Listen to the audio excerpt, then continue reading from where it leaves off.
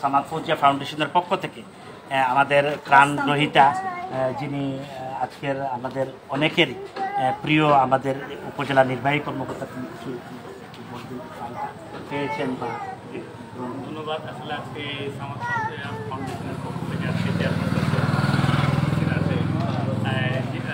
যেটা বলছিলেন যে আসলে অনেক সময় পানি নেমে যাওয়ার পরে অনেক সময় খোঁজ খবর আর কেউ নেয় না।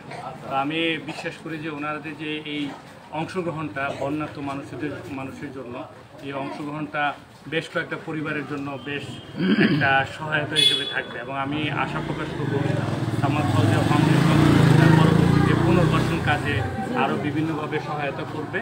তো আমি ওনাদের কাছ থেকে আজকে এই ত্রাণটা গ্রহণ করছি এবং আমরা 2-1 দিনের মধ্যে বন্যা দুর্গত এলাকায় যারা আক্রান্ত আছে তাদের কাছে এই ত্রাণটা পৌঁছে দেব এবং আমি ধন্যবাদ জানাচ্ছি সামাদ ফৌজিয়া ফাউন্ডেশন।